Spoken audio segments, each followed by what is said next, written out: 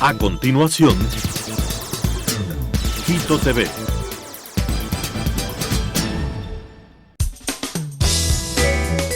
Clasificación A. Apto para todo público.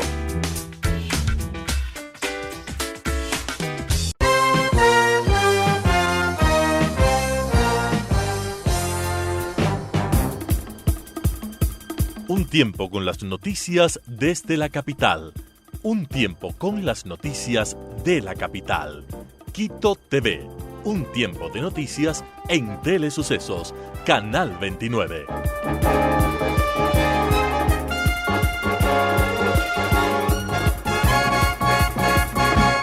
Tenemos la presencia el día de hoy de Natasha Rojas. Ella es una activista política, activista estudiantil en su época en la Universidad Central, yo le recuerdo claramente, y además ha estado siempre ligada al tema de la Federación de Barrios de Quito, a la Unión de Barrios, a este sinnúmero de barrios que componen la ciudad, que es prácticamente una colmena, ¿no? Con los distintos barrios, las distintas actividades, la organización que tienen cada uno de ellos.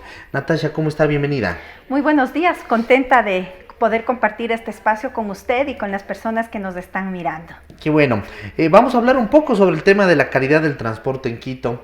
Usted ha escrito varios artículos referente al tema del transporte y uno de los últimos es precisamente el que se debe de mejorar la calidad del servicio público de los quiteños, Natasha. Esto lo hablamos todo un siempre, yo me acuerdo, seguramente desde que tengo uso de razón, de que se debe de mejorar el transporte público. Y han pasado años de años y no pasa nada. Bueno, en primer lugar me parece que es fundamental partir de un concepto que la movilidad es un derecho de los ciudadanos y el ejercer ese derecho te permite acceder a otros derechos. Si tienes una movilidad, un transporte adecuado, puedes gozar del derecho a la educación, a la salud, al bienestar social, a la recreación, al empleo. Es decir, es un aspecto clave. Y en el caso de nuestro país, la responsabilidad, por supuesto, lo tienen hoy los municipios una vez que esta competencia el gobierno nacional lo descentralizó. Así es, entonces ahora la competencia es de los municipios y por ende los municipios tienen que poner las manos sobre esa papa caliente que es el transporte público, el transporte privado, que se lo llama así entre comillas privados, porque realmente las frecuencias y lo que otorgan los permisos de operación es el municipio. ¿Qué hacer en Quito ahora con una nueva administración municipal, con un metro que va a entrar a funcionar, con todo un desorden que existe en las líneas de transporte? ¿Qué hacer? ¿Qué es lo primero que se debe de hacer? Bueno, en primer lugar es necesario establecer una ordenanza integral de movilidad sostenible y sustentable, porque lo que sucede al interior del municipio es complejo. Hay una ordenanza para los taxis, otra ordenanza para los buses, otra ordenanza para las bicicletas. Otra para la compensación al transporte. Otras para compensación del transporte. En definitiva, un sinnúmero de ordenanzas. Se requiere una sola, que se entienda un sistema integral de movilidad sostenible y sustentable en la que el eje articulador y fundamental sea el transporte masivo de calidad para los ciudadanos y dentro de ello el metro. Usted, al momento que tiene un sistema de calidad, de movilidad, un transporte de calidad, usa menos autos para poderse movilizar y esto garantiza una cosa: disminuye el tráfico vehicular, pero adicionalmente disminuye los niveles de contaminación ambiental que son muy graves en el caso de Quito y que sin darnos cuenta nos van matando poco a poco. Hoy, entonces, al iniciar el funcionamiento del metro se requiere dar algunos pasos, la reestructuración de líneas y frecuencias, partiendo del hecho de que ningún barrio popular de la ciudad de Quito debe negársele esta posibilidad de movilizarse adecuadamente en el sistema de transporte público. ¿Qué es lo que pasa ahora? Hay barrios que no tienen acceso al transporte público. Por supuesto. Hay otros que tienen una sobreoferta, digamos, de transporte público y ahí entran la competencia indudablemente de los buses, sobre todo. Porque hablamos de transporte público, a pesar de haber taxis, las plataformas inteligentes, los piratas, etcétera, etcétera. es como que los buses es el punto medular, ¿no?, del tema. Sí, realmente tenemos una sobrepoblación nosotros en el caso de la ciudad de Quito de autos particulares. Usted mira un bus y alrededor del bus están 30, 40 vehículos que llevan una sola persona. ¿Por qué esas personas no utilizan el transporte público en la actualidad en Quito? Porque no hay seguridad, porque existe maltrato, entre otros aspectos que son muy complejos. Por ello, es fundamental tener calidad en el servicio de transporte. Solo le pongo un ejemplo. Hoy en la mañana tomé el bus Camal Hipódromo y dos buses en la calle y dos buses Camal Hipódromo en la calle Manuel Arrea se iban peleando por 25 centavos. Ponen en riesgo la seguridad, la integridad de quienes estábamos allí y también de los peatones que están cruzando en ese momento las calles. Una señora incluso ya de la tercera edad en uno de esos buses se cayó, no sufrió mayormente elementos con su salud, pero es muy complejo lo que pasa. Hay aspectos que los señores transportistas deben cumplir y no lo han cumplido y que no les cuesta absolutamente un solo centavo. Y a pesar de eso han tenido la compensación. Así es, y hoy nos plantea el municipio de Quito por un proyecto de ordenanza dejado por el antiguo alcalde Mauricio Rodas, que se podría incrementar el servicio de transporte en el primer año a 35 centavos, a partir del segundo año a 45 centavos y si usted se conecta con el metro en la ciudad de Quito a 70 centavos. Es un proyecto de ordenanza. Es un proyecto de ordenanza que le corresponderá discutir al municipio de Quito. Todos creo que necesitamos y creemos que es necesario discutir qué pasa con la tarifa de transporte, pero primero cumplan con estándares de calidad, cumplan con niveles de seguridad para nosotros los usuarios. ¿Cuánto les cuesta a los transportistas en la ciudad de Quito tratarnos bien, respetar las paradas, terminar con el correteo por ganarse 25 centavos más? Absolutamente nada. Y hay elementos que tampoco lo han hecho, como por ejemplo tener un modelo de gestión empresarial, que se termine la relación bus-hombre, sino que sea empresa-hombre. ¿Para qué? Si van a comprar llantas para cambiar de sus vehículos, no compren 4, compren 100, compren 400. Y si usted compra al por mayor y tiene un manejo empresarial del sistema de transporte del cual es dueño, evidentemente los costos van a bajar. Si usted logra resolver los problemas de evasión en el cobro del pasaje, van a tener también más ingresos y no trasladarnos esa ineficacia a los usuarios en el sistema de transporte. Pero adicionalmente, es fundamental que se cumpla con lo que establece la Ley Orgánica de Tránsito y Transporte Terrestre. Primero, los usuarios requieren de una tarifa socialmente justa, y hay que tomar en cuenta los problemas económicos que vive la ciudad de Quito. Y en segundo lugar, que las políticas públicas de tránsito deben ser producto de la participación ciudadana. En este ámbito se entiende el municipio, los señores transportistas, pero también un eje fundamental en este proceso, quienes somos usuarios del sistema de transporte, en el ámbito de la tarifa socialmente justa. Quito es la segunda ciudad más cara del Ecuador, la ciudad con mayor pobreza y extrema pobreza, y los índices de desempleo y subempleo son alarmantes, lo cual significa que un incremento en la tarifa de transporte va a afectar a los sectores más vulnerables en la ciudad de Quito. Tenemos, por ejemplo, 50,000 mujeres que son jefas de hogar que viven con menos de un salario básico unificado. Para ellas, para este sector vulnerable, incrementarle la tarifa de transporte va a ser muy complejo. Por eso requiere discutir profundamente cuáles son las políticas en la estructura tarifaria que se va a implementar en la ciudad de Quito. Discutir profundamente, discutir en serio, y ahora hacerlo en serio, porque han habido reuniones a través de la historia, seguramente en las últimas 3 o 4 décadas, para discutir los temas de transporte, y como lo dije al principio de la entrevista, no se ha hecho nada. Ha faltado voluntad política, también ha faltado mano dura para controlar.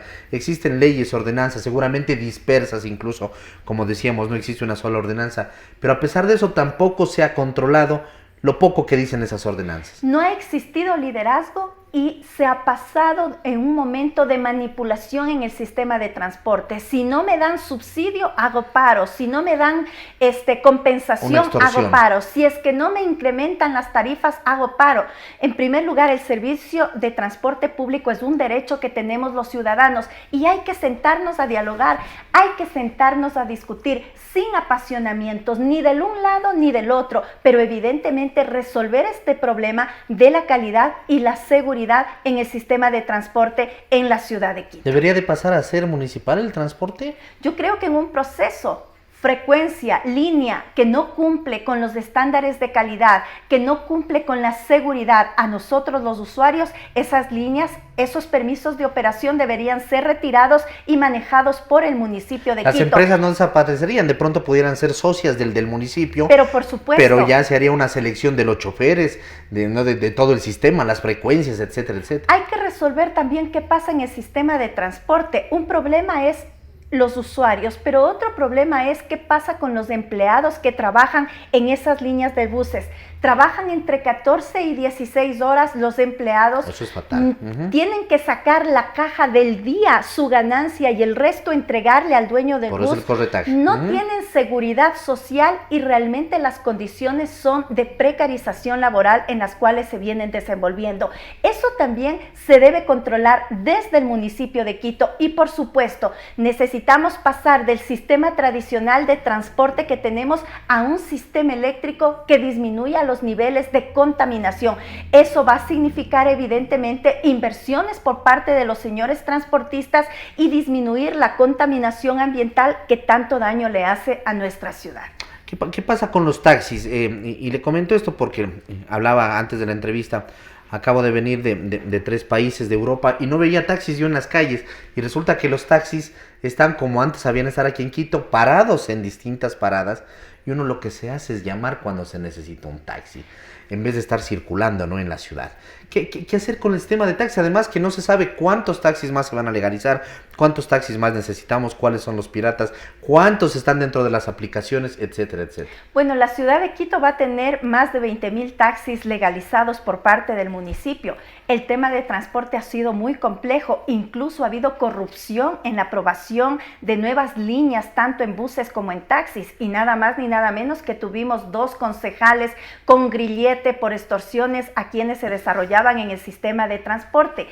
Quito requiere una plataforma única para el sistema de taxis, es decir, si quiere competirse con Uber, con Cabify y otras plataformas que van apareciendo, el municipio de Quito debe garantizar a los señores taxistas una plataforma única, porque lo que existe en la actualidad es que cada compañía, dependiendo del nivel de liderazgo que tienen su propia plataforma virtual, pero esto es un problema. Una persona no te vas a bajar 10 plataformas, 15 plataformas para tomar un taxi. Debe existir esto, debe existir un estudio serio de cuál es la necesidad de números de taxis que requiere la ciudad de Quito, y esto ya le corresponde al Consejo Metropolitano.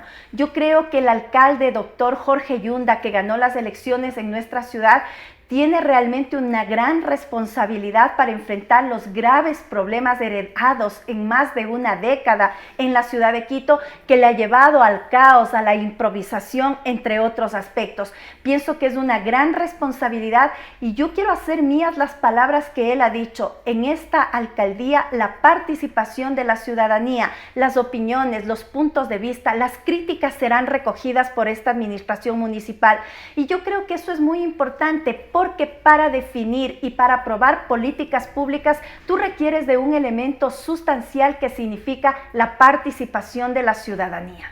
Correcto, Nati, queremos agradecerle, ya me hacen la seña de corte y como usted dijo, esperemos que estas, siempre se habla, se recoge la opinión de la ciudadanía y se habla de reuniones, se recoge, se escucha, pero a veces no se pone en práctica. Que se recojan y que se pongan en práctica, porque la gente es la que está más empapada, la gente en el día a día, como tú, que hoy te subiste en un Camal hipódromo y pudiste darte cuenta de cómo correteaban esos 2 buses a través de la Manuela Rea? Bueno, yo te cuento que yo soy usuaria del sistema de transporte. A mí no me cuentan, lo vivo diariamente y por eso me indigna el trato que nosotros recibimos permanentemente. Y otro aspecto, hacer un llamado, informar a quienes son dirigentes barriales que la Federación de Barrios de Quito, con su presidenta Digna Barcia, va a ser recibida el 19 de junio, miércoles 19 de junio, a las 8:30 de la mañana por el alcalde de la ciudad, el doctor Jorge Yunda, en donde desde los barrios se va a presentar una propuesta frente a los problemas estructurales que tiene la ciudad de Quito, pero también para aquellos problemas de la cotidianidad, del diario vivir. Entonces están cordialmente invitados a participar de esta reunión. Pueden comunicarse al 0995-859-759 para coordinar la asistencia a esta reunión importante que tiene que ver con construir políticas públicas desde la Federación de Barrios de Quito con el doctor Jorge Yunda Machado. Gracias, Nati. Repitamos por última vez el número. 0995-859-759. Gracias. Te agradezco. Gracias, amigos. Ha sido Natasha Rojas, activista política, activista estudiantil en su época, hablando sobre la calidad del transporte en Quito. Vamos a una pausa y volvemos con Julio Polit, optómetra. Vamos a hablar cómo cuidar la vista después de los 40 años. Regresamos con más de Quito TV.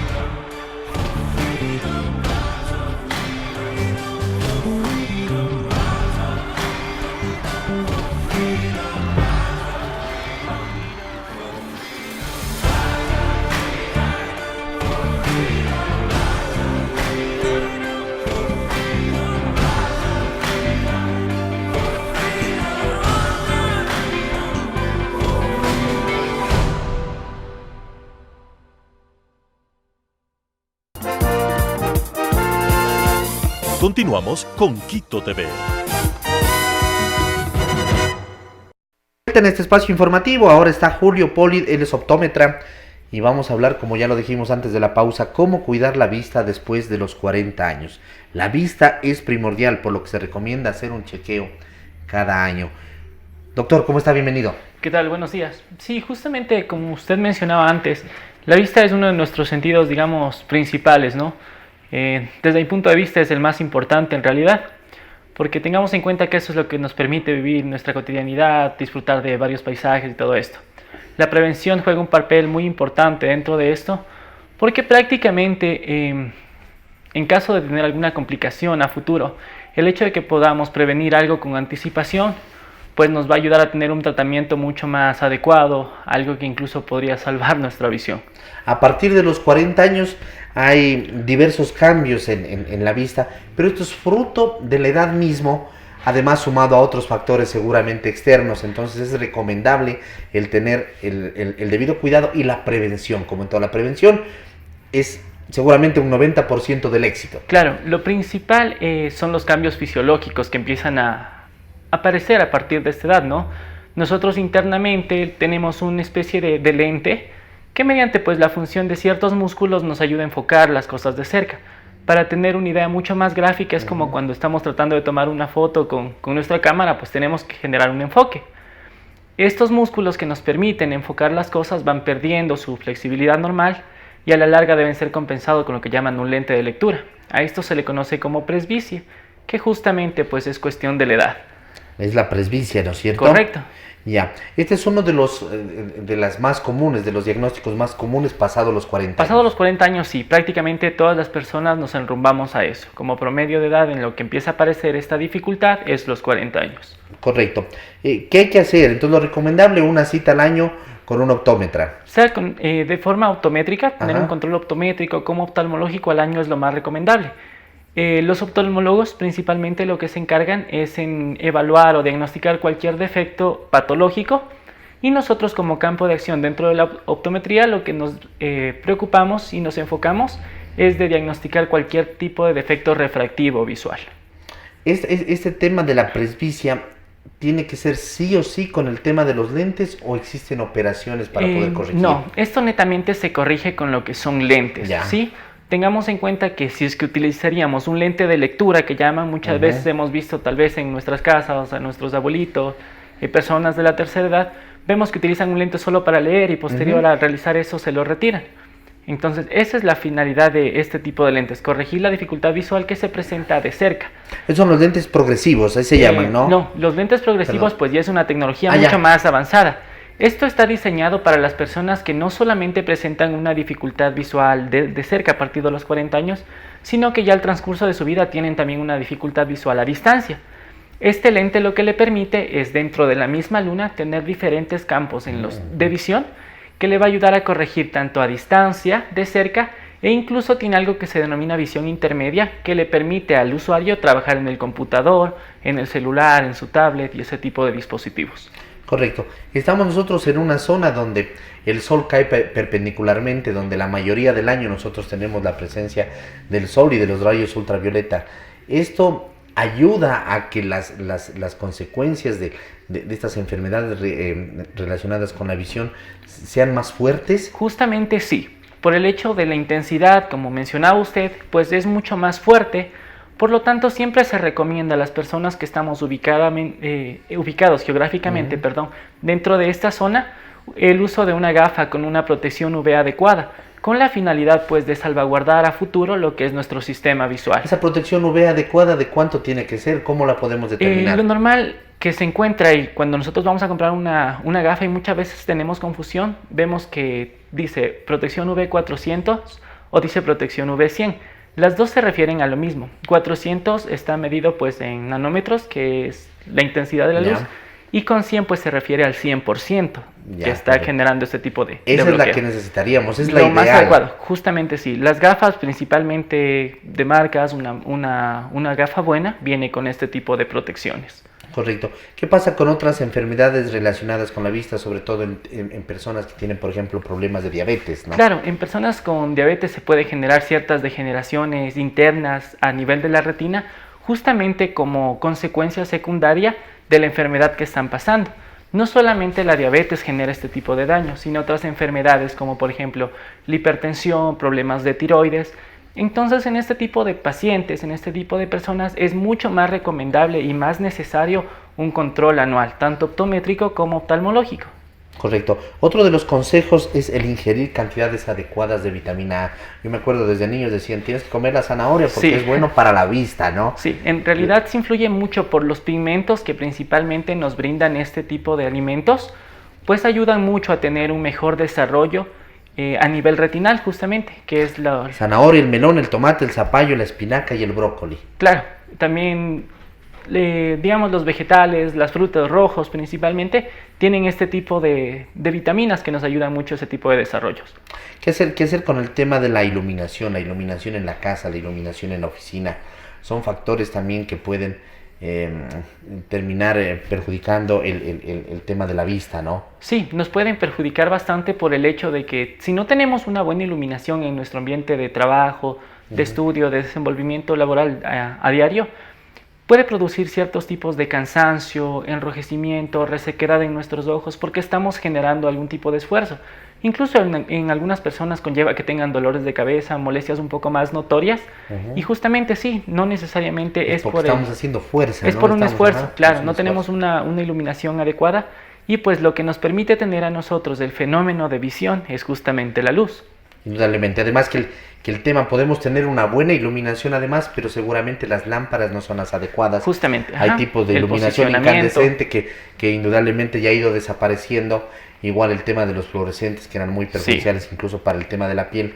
Ahora tenemos tecnología LED, como en este estudio, que es, digamos, lo ideal en estos tiempos, e indudablemente tiene que tener una buena disposición, una buena ubicación y también la intensidad necesaria como para no hacer el esfuerzo. Claro, tiene que generar un ambiente bastante armónico, como usted dice, que nos ayude y al mismo tiempo no genere una intensificación demasiado fuerte, que a la larga también nos produciría molestias a nivel visual. Correcto. Entonces, a partir de los 40 años, recomendable, ni siquiera lo digamos recomendable, ya debería de ser una exigencia el tener una cita al año con un optómetra, con un especialista en el tema de la visión, para poder ir detectando a tiempo cualquier síntoma. Claro, para detectar cualquier tipo de anomalía es lo más recomendable. No solamente a partir de los 40 años, porque pues hay otras patologías, defectos refractivos, ¿no? Que se presentan desde tempranas edades. Entonces, en cualquier persona, sin importar sexo, edad, lo más recomendable es hay un control anual. Hay síntomas que nos pueden determinar esto, incluso con anterioridad de esos 40 años. Por ejemplo, ya no vemos igual que antes. Nos cuesta acercarnos a una hoja de papel para poder leer. Lo principal y el síntoma más notorio en una persona que requiere ya un lente de corrección cercana, pues no sé si se ha fijado, hay muchas personas que están tal vez enfocando su documento, su texto que están leyendo, y tienen la necesidad de alejar las cosas para tener un mejor enfoque. Ajá. Eso es lo principal. Cuando nosotros notemos esto, es recomendable pues acudir a una cita optométrica con la finalidad de poderle brindar a usted la corrección óptica más adecuada, acorde a sus necesidades. ¿Algún otro síntoma que se tenga? ¿Algún tipo de dolor? ¿Algún tipo como que estuviera un sucio en la vista? ¿También pueden ser síntomas de sí, pueden llegar a tener, por el esfuerzo que está realizando, tal vez dolores en la parte frontal de su cabeza. Posterior a la jornada laboral, una sensación de pesadez, de cansancio visual, que son síntomas relacionados a este tipo de defectos refractivos. Correcto. Julio, queremos agradecerle por haber estado aquí. Es importante, amigos televidentes, como ya lo dijo Julio en la entrevista, el que nos hagamos un examen una vez al año. Sobre todo pasados los 40 años, pero no descartar. Hay personas que a veces ya... Ahora veo cada vez más niños con lentes, ¿no? Sí. Antes no era tan frecuente. Puede tener también una determinada, puede ser también una consecuencia del tema de las pantallas, de los celulares, de las tablets, de las computadoras. Justamente ahora en los niños lo que se recomienda, hay muchos padres de familia que se enfocan mucho a darles un cuidado adecuado a los niños, y pues como usted mencionaba, por el hecho de la radiación que genera el computador, los celulares, las tablets, ciertos dispositivos de televisión, tienen una radiación bastante fuerte, que a la larga y por la generación en la que nos estamos desarrollando ya prácticamente en un medio digital, sí van a presentar edades tempranas y algún daño irreversible. Por lo tanto, irreversible, o sea, justamente, ya hay alguna degeneración. Claro, lo que pasa es que este tipo de radiaciones genera en nuestra retina que nuestras células que nos permiten tener una visión tengan un desgaste demasiado acelerado. Este tipo de células no tienen una buena capacidad de regeneración, por lo tanto va a ocasionar lo que se conoce como una degeneración macular, antes relacionada por la edad, ahora ya relacionado a este tipo de dispositivos que estamos utilizando. Entonces muchos de los niños que usted en la actualidad mira con lentes, pues no necesariamente tienen una graduación en sus lentes, sino es más con cuestiones de salvaguardar la salud visual. Correcto. Gracias, Julio, nuevamente por haber estado aquí. Indudablemente este espacio está abierto para poder conversar siempre que tengamos que llegar con estos mensajes a la ciudadanía, a los televidentes, para tener el tema preventivo sobre todo en el tema médico. Muy gentil. Muchas gracias a ustedes. Gracias. Amigos, ha sido el optómetra Julio Polid. ¿Cómo cuidar la vista después de los 40 años? Recomendable una vez al año hacerse un examen con un especialista en el tema de la visión, proteger la vista del sol con gafas, sobre todo en nuestro país, con protección a rayos UV, ingerir cantidades adecuadas de vitamina A y carotenoides y usar la iluminación adecuada en cantidad y en el tipo de iluminación en la casa, en la oficina, en el espacio donde desarrollamos nuestro trabajo. Amigos, que pasen bien, hasta la próxima, felicidades.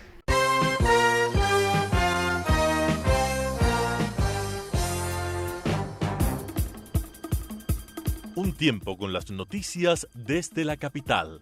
Un tiempo con las noticias de la capital. Quito TV. Un tiempo de noticias en Telesucesos, Canal 29.